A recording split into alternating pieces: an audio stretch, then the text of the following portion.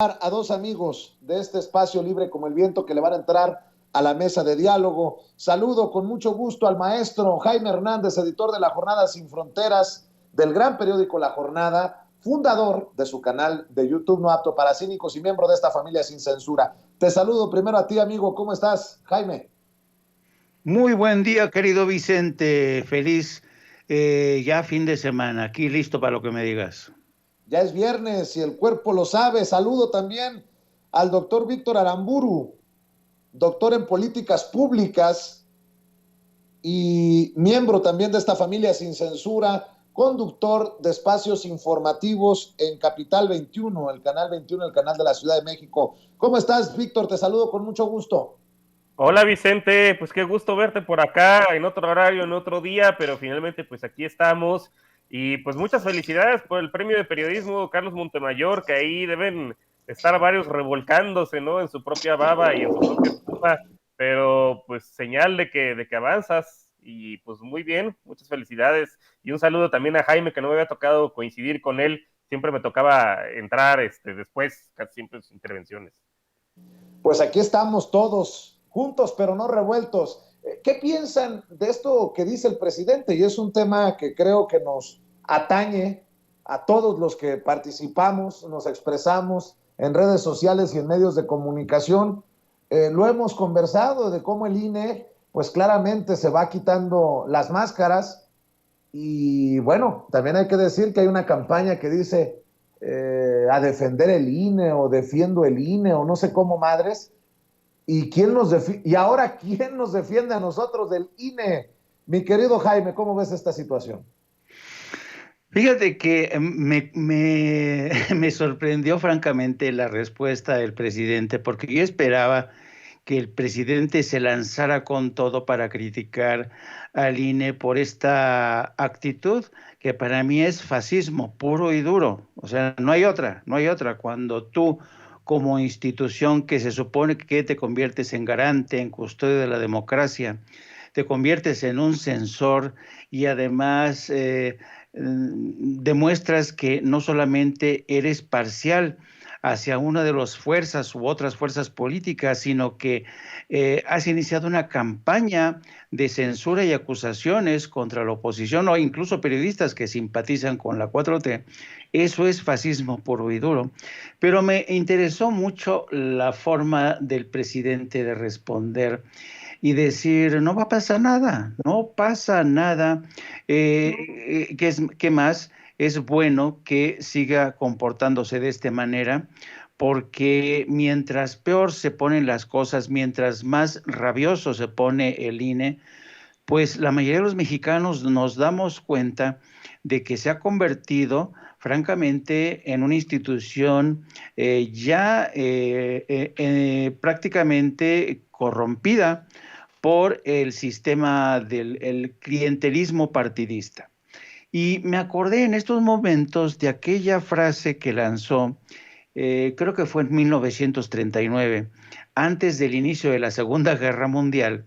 Winston Churchill lanzó la famosa frase de Keep calm and carry on, es decir, mantenga la calma y siga como siempre, ¿no? Que es yo creo que el mensaje que quiso decir el presidente: mantengan la calma, mis chavos periodistas, no se me alebresten, porque en caso de que haya una injusticia, efectivamente, tienen el respaldo del Estado.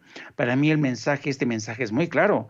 El presidente nos dice a todos, mantengan la calma, keep calm and carry on, mantengan la calma y sigan adelante con sus programas, sus críticas, su activismo político en el caso de los legisladores y en el caso de algunos periodistas que ejercen su libre derecho a la expresión y dar su opinión. Coño, ¿vivimos en una democracia, sí o no?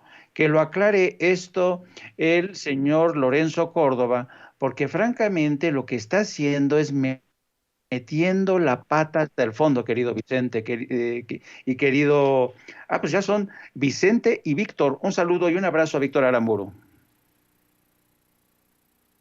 Es un tema recurrente y tiene que ser recurrente en los espacios alternativos. no veo cómo ni por qué tendría que ser un tema importante para los medios corporativos, los medios tradicionales. ¿Cómo ves esta situación tú? Sí, pues bueno, sabemos que los medios corporativos, los tradicionales, los hegemónicos, pues ellos siempre la han llevado muy bien, ¿no? Con el INE y en particular con Lorenzo Córdoba, con Luis Carlos Ugalde, ¿no? Los que estaban anteriormente, con el propio Woldenberg, pues los vemos a cada rato ahí en la hora de opinar y en este tipo de programas de los medios hegemónicos, o sea, ahí, pues, ¿cuál censura, no? Pero me uno a lo que dice Jaime, que es muy interesante y a lo que también comenta el presidente, porque hemos oído una y otra vez a la oposición decir pues que vivimos en una dictadura, que el presidente persigue a los periodistas y que los amedrenta en las mañaneras, etcétera, y sin embargo aquí vemos pues a un órgano autónomo con autoridades que fueron elegidas por otra legislatura, por otra correlación de fuerzas, que ya no tienen prácticamente ninguna relación con la correlación de fuerzas actual de México, y sin embargo pues son a los que vemos censurar, a los que vemos violar el derecho humano a la libertad de expresión, y creo que ya es por un grado de desesperación. Después de la exhibida que le ha estado poniendo, bueno, al menos esta semana, Laida Sansores, pues de la amistad, más allá de la amistad y digamos que de la relación institucional entre Alito Moreno y Lorenzo Córdoba, ¿no? La famosa frase de yo sé que tienes la mano ahí metida, que evidentemente se puede prestar a muchísimas interpretaciones, pues queda claro que esa relación es más allá de lo institucional, incluso de la amistad, ¿no? Es de cochupo, y pues yo quisiera ver si existe algún tipo de conversación así con alguien de Morena, ¿no? Cuando más bien lo que vemos es que para Morena, tanto de parte del tribunal como de parte del INE, pues lo que hay es censura. Y honestamente coincido con el presidente, lo que van a hacer es el ridículo, porque si esto se judicializa a la Suprema Corte, por muy conservadora que sea la Suprema Corte, pues también se expondría a otro ridículo internacional, porque lo que sigue sería irse a la Corte Interamericana de Derechos Humanos, que sería probablemente un proceso muy largo, suponiendo que llegara a fallar en contra, en este caso de Andrea Chávez, pero también de los otros periodistas que han sido censurados por el INE, y lo que va a suceder en una instancia internacional va a ser que seguramente les va a dar la razón a los periodistas y a los políticos que han visto violentado su derecho a la libre expresión, y pues va a quedar en ridículo esta autoridad electoral como más bien pues una suerte de supremo poder conservador, ¿no? Como existía en el siglo XIX, y pues se los van a echar abajo. Entonces, solitos se están exponiendo. Yo también creo, coincido con el presidente en lo que dice, pues que le sigan, o sea, que le sigan de los dos lados, ¿no? Que le sigan por una parte los periodistas y los políticos haciendo y ejerciendo y gozando su derecho a la libre expresión, y por el otro lado, pues exponiéndose. Digo, ya a Lorenzo Córdoba no le queda mucho tiempo, ¿no? Ni a Ciro Murayama, les queda máximo un año. Afortunadamente no les va a tocar organizar las elecciones del 2024, ya las vamos a tener fuera, lo cual va a ser pues una gran ventaja, y pues no pasa nada. Yo también pensaría eso, ¿no? Lo peor que puede pasar es que esto se judicialice, que vaya a la Suprema Corte, que vaya incluso a la Corte Interamericana de Derechos Humanos. Vemos por ahí ya un tuit, ¿no? De una organización internacional de derechos humanos, pues respaldando a Andrea Chávez, y lo único que van a lograr pues es que esa poca legitimidad que tienen en medios hegemónicos internacionales, ¿no? Como el New York Times, el Financial Times, etcétera, estos otros medios de liberales de derecha que suelen apoyarlos, o el Economist, pues ante una resolución de un organismo internacional van a quedar en ridículo, y ya no va a haber quien los quiera defender de aquí en adelante. Víctor, querido Jaime, vuelve a ser noticia hoy Enrique Alfaro. Yo no sé cómo este personaje, que todavía es gobernador de Jalisco, de Movimiento Ciudadano, puede ser considerado al interior de ese partido naranja como presidenciable. Ha tenido actitudes nefastas contra periodistas y contra ciudadanos. Hoy, nuevamente, el gobernador de Jalisco es captado amenazando, porque no lo puedo entender de otra manera, a un ciudadano que le reclama por la situación de inseguridad en aquel estado. Yo pregunto, si contestara el presidente Andrés Manuel López Obrador de esta manera, ¿qué reacción tendrían los medios? Y estoy buscando a los grandes medios de comunicación y no veo por ningún lado una crítica a Enrique Alfaro ya le voy a mostrar el video y el audio, por tratar así a la gente allá en Jalisco. No puede ser posible que este prepotente siga gozando de cierto reconocimiento político. No más. Es un patán. Enrique Alfaro, el gobernador de Movimiento Ciudadano en Jalisco. No sé si ya lo tengas, David, échalo por favor. Gracias, Ceci. No, listo. No es así. Bueno, ya quedó, sí quedó, ya. Oye, yo te respeto, si quieres no grabas por tu video, sube lo que tú quieres. No respeto a la comunidad, no respeto a la comunidad, no respeto a la comunidad, no respeto a la comunidad. No nos vengan a decir enfrente de nuestra casa cosas que no son ciertas. Estás faltando de respeto a los diputados, al presidente municipal y al gobernador. Nomás mídele bien tus palabras. Discúlpeme, gobernador, pero esos 40 millones de los que usted habla... Lo que dice es cierto. Tú haz tu video, grábalo. Nada más no nos falta el respeto afuera de nuestra casa. Esa es mi casa también, yo soy universitario. Así es. Vamos, ya. ¿Y nosotros qué? O sea, aquí están también estudiantes. También somos ciudadanos nosotros, pagamos impuestos. Mira, tiene razón, vamos, los impuestos se gastan aquí. Es casa de todos. Todos los galicianos somos dueños de la universidad. Vamos, sí. Gracias, vente. El recurso es de todo el Estado. Listo. Exactamente, y por eso le tiene que respetar. Vamos, vente, presidente, ya. Sentí una amenaza de usted, señor gobernador, y se lo quiero decir. Que tenga un buen día. Está grabada la amenaza, pero me lo dijo así. Por eso Jalisco está endeudado.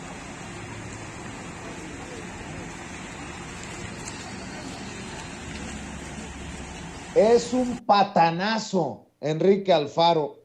Mídele a tus palabras. Válgame Dios.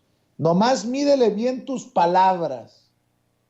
Es que yo creo que al señor gobernador se le tiene uno que arrodillar y hacerle reverencia y no verlo al rostro y decirle, su majestad, Mussolini, Alfaro, ¿qué cosas con estos gobernantes? Jaime Hernández, ¿cómo ves?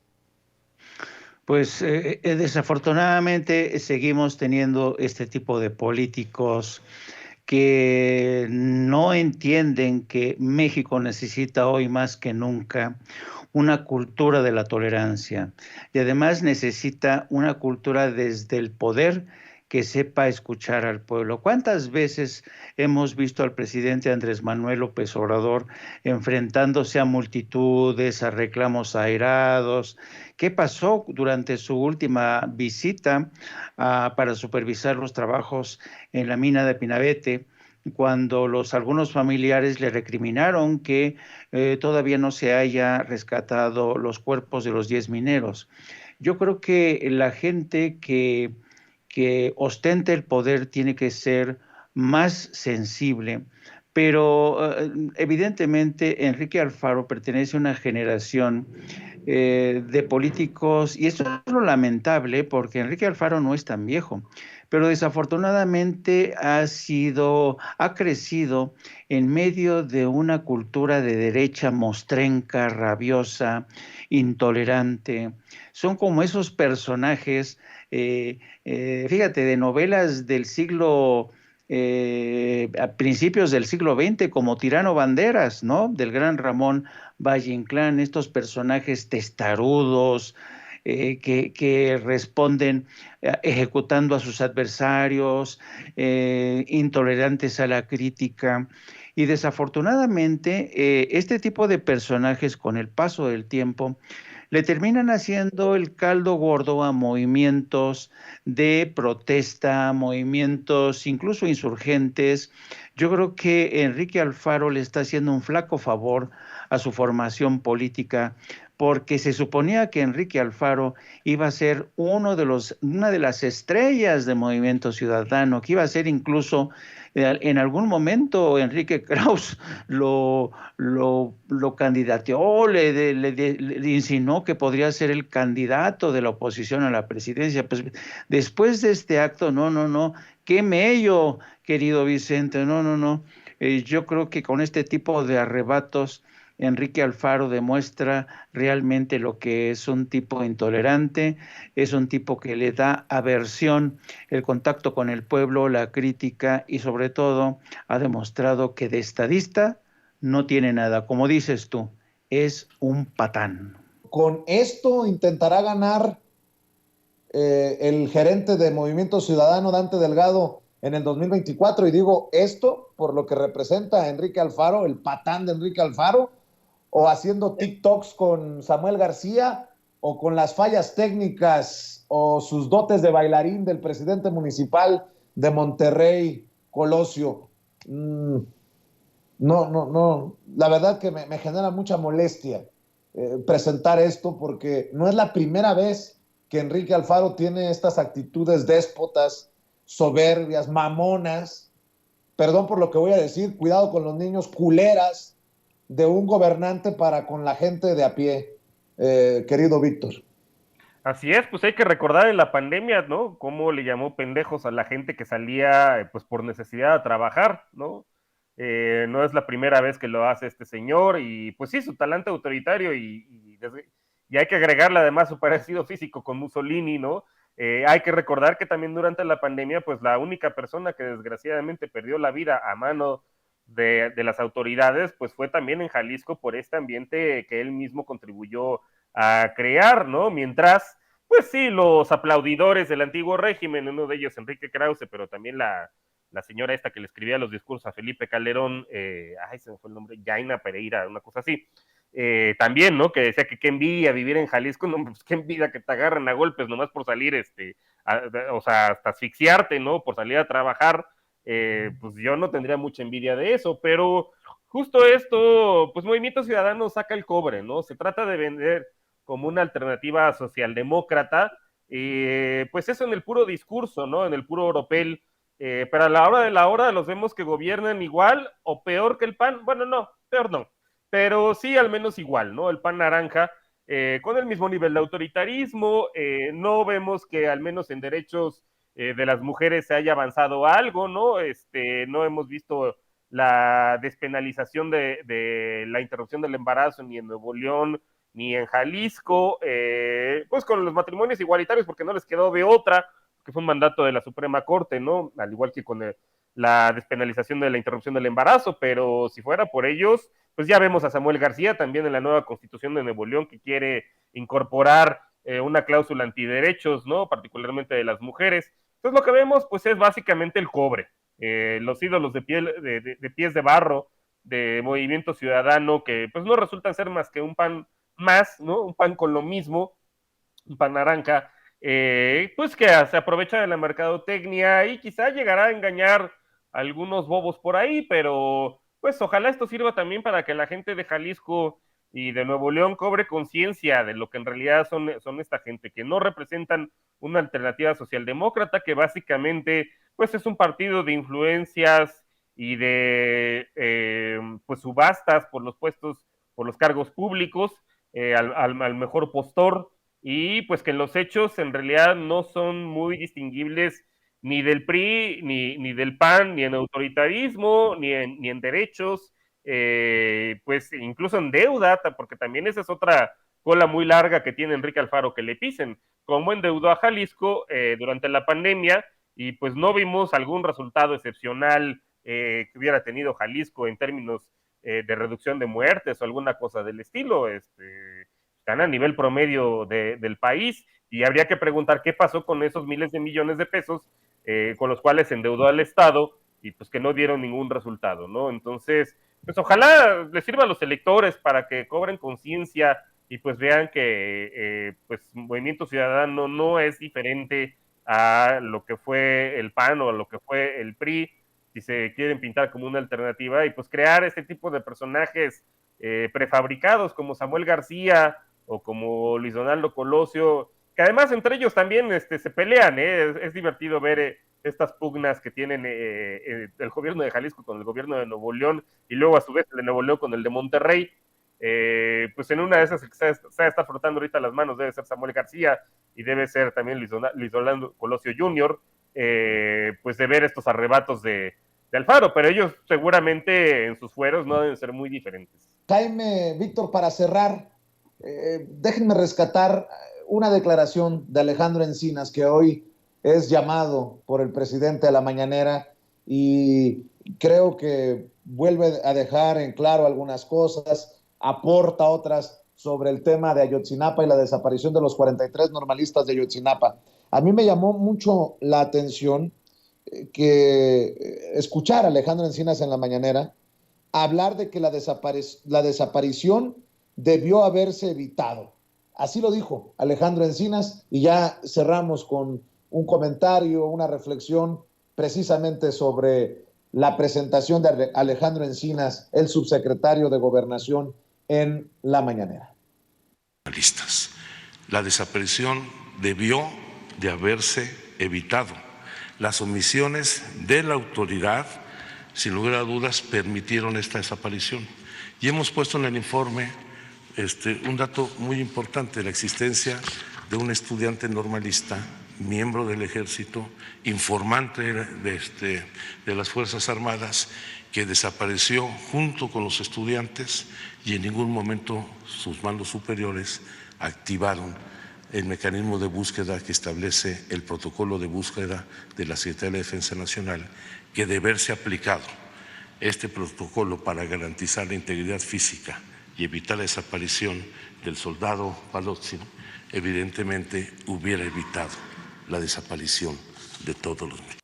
Jaime, en momentos en que se sostiene Jesús Murillo Caram en la audiencia ante el juez de que no le han podido tumbar su verdad histórica, según él, mientras se encuentra tras las rejas, bueno, pues tenemos estas declaraciones de Alejandro Encinas en Palacio Nacional en la mañanera.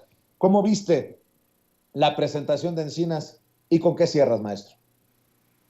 Pues yo la encontré muy oportuna, porque es evidente que después de que se conoció el pasado jueves, cuando se le presentó a la familia, cuando se dio a conocer a la opinión pública este reporte, este informe sobre de la Comisión de la Verdad, el primer contraataque de periodistas, medios convencionales, el propio Murillo Caram en su comparecencia, aseguraron que no había nada nuevo, que básicamente la verdad histórica que planteó Murillo Caram se sostenía. Y por eso yo creo que fue muy necesario que el presidente de México volviera a insistir hoy con el subsecretario de Gobernación, Alejandro Encinas, para que nuevamente pespunteara, desgranara los elementos más importantes. Y yo creo que hay, hoy incluso creo que hay más elementos para marcar distancia, y quizá el más importante argumento que dio hoy fue que la verdad histórica se construyó sobre torturas, sobre declaraciones arrancadas mediante tortura, la contaminación del lugar de los hechos, versiones de que los 43 habían sido detenidos todos juntos. Nada de eso es cierto. El caso del soldado Julio César López Patolzin, quizás es uno de los casos más tristes, el de este soldado que estaba trabajando a las órdenes de sus mandos militares del 27 Batallón, y lo abandonaron a su suerte, ¿no?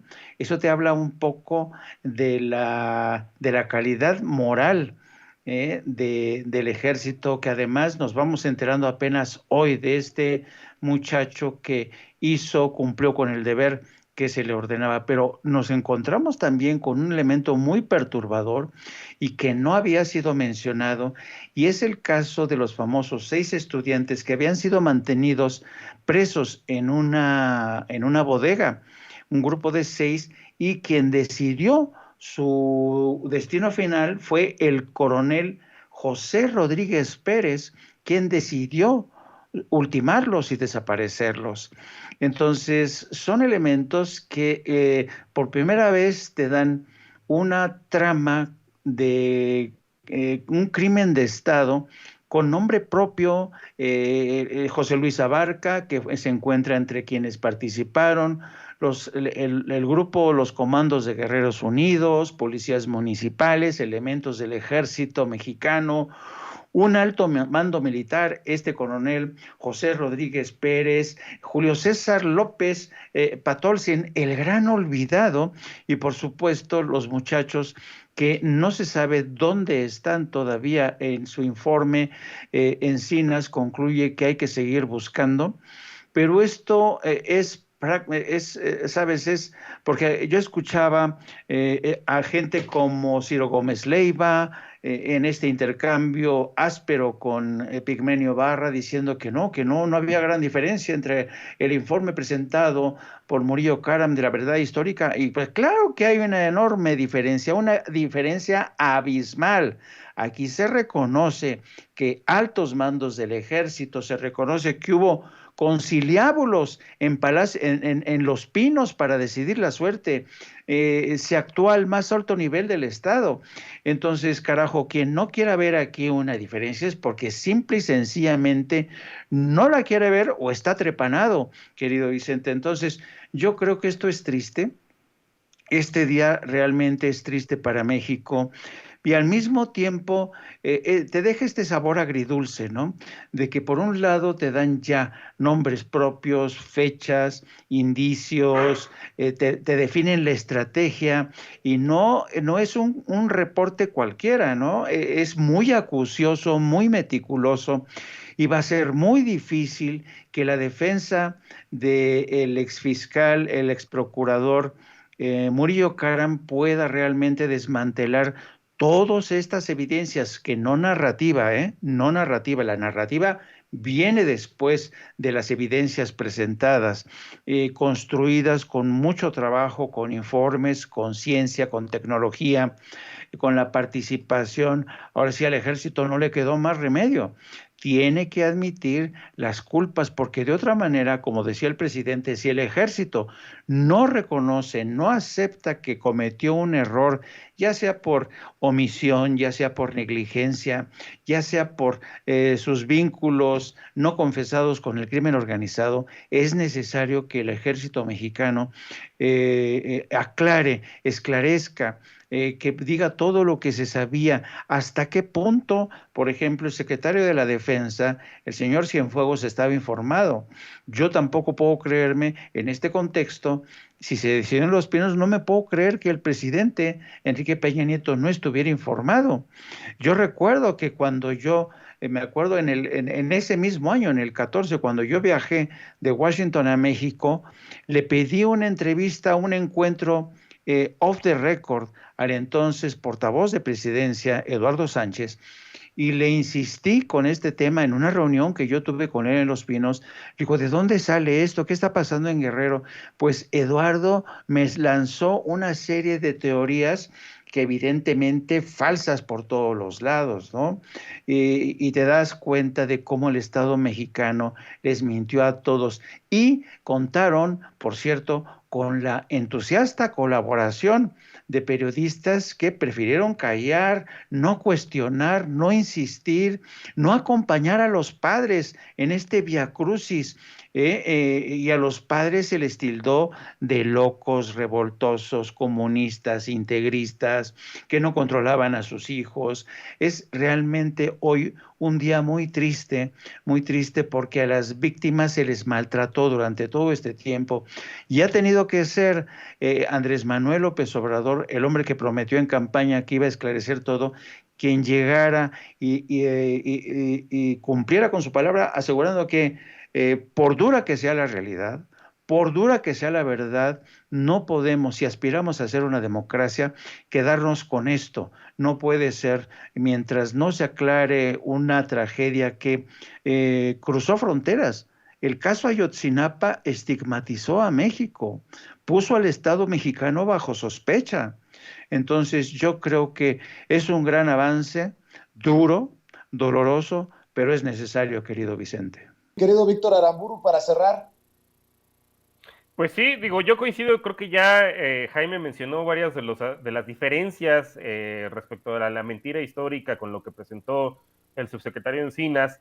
Sobre todo tiene que ver mucho con el papel del ejército, efectivamente, y pues la impunidad que se había mantenido pues hasta ahora, y el encubrimiento en el que incurrió Murillo Karam, ¿no? Precisamente para que no se diera a conocer pues que efectivamente el ejército tenía a una persona infiltrada en la escuela normal, y eso es algo que pues debería explorarse todavía más, o sea, para que aquellos que decían que anteriormente vivíamos en una democracia, en un estado de derecho, pues que habría que preguntar qué hacía un militar en activo, pues inscrito en una escuela normal, que además pues hay que recordar también todo el ambiente de criminalización en contra de los maestros, y en particular de los normalistas rurales que había durante esa época, y pues que inició con este tipo de organizaciones como Mexicanos Primero, donde le cargaban la mano pues de los malos resultados educativos todo al magisterio, ¿no? Cuando en realidad pues son las condiciones estructurales de pobreza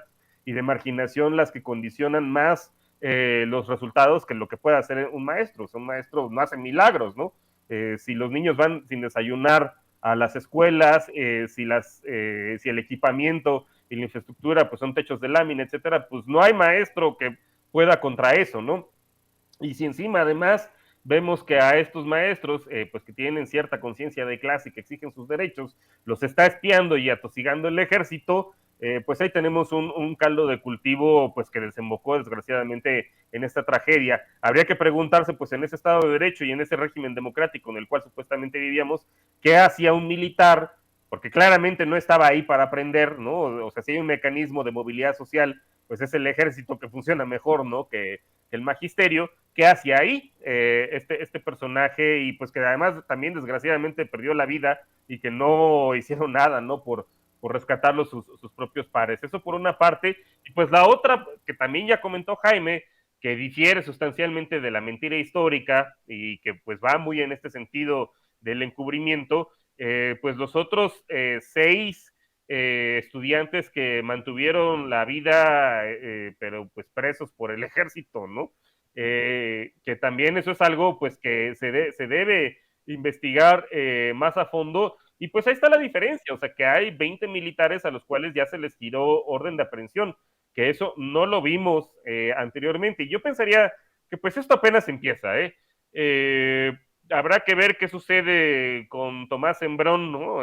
Ahora que si es que nos lo regresan de Israel, pues Murillo Karam, porque pues es difícil de creer que el general Cienfuegos no haya estado enterado de esto, y que el propio Peña Nieto. No estoy diciendo que ellos necesariamente hayan dado estas órdenes, pero pues de que a lo mejor existía una política de espionaje que ya se puso de manifiesto aquí y que a lo mejor no estábamos muy enterados.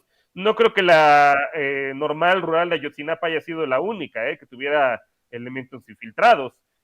Pues esto da para más cosas, y pues quizá de una política deliberada de espionaje y de acoso por parte del ejército pues a movimientos sociales en este supuesto régimen democrático del cual se llenan la boca, ¿no? Particularmente panistas y priistas en decir en el cual vivíamos y pues en el cual supuestamente pues añoran, ¿no? Y que ya no vivimos. Pues qué bueno que ya no vivimos en él y que se estén dando a conocer finalmente pues estas actuaciones pues en las cuales desgraciadamente involucraron pues al ejército. Mi querido Víctor, cerremos invitando a la gente a tus trincheras, por favor. Así es, pues muchas gracias Vicente, muchas gracias Jaime. Me pueden encontrar en Economía con Sazón, pasa los martes a las 10 de la noche por Capital 21, y pues también lo pueden encontrar en las redes sociales de Capital 21 en YouTube con el hashtag Economía con Sazón, así todo junto. También en la barra de opinión por Facebook y por Twitter, y pues a mí me encuentran en Twitter en @B de Víctor Aramburu Cano, que son mis 2 apellidos, todo esto junto. Y pues muchas gracias y buenas tardes. Gracias, Víctor. Gracias, doctor. Querido maestro Jaime Hernández, también hay que invitar a la gente para que te siga, para que te busque, para que te apoye. Ya, de hecho, debes de estar casi listo para saltar al ring. Efectivamente, en un momento más, poco más de media hora, entramos al aire con la edición de este viernes 26 de agosto, querido Vicente. Les pido que se sumen a nosotros a partir de las 14 horas en nuestro espacio de No Apto para Cínicos de YouTube. Búsquenlo, denle la campanita, suscríbanse. También les pido que nos sigan a través de nuestras redes sociales, a través de mi cuenta en Twitter, @JaimeJourno, y también a través de la sección de la Jornada Sin Fronteras de nuestro gran periódico La Jornada. Te mando un abrazo también a ti, querido Víctor. Pórtense bien, por favor. No anden ahí de huilos, por favor. Compórtense, por favor. Tenía mucho que no escuchaba esto, mi querido Jaime. Te mando un abrazo. Gracias, Víctor, también. Te mando un abrazo a ti. Vámonos, porque Igualmente. se nos queman los frijoles.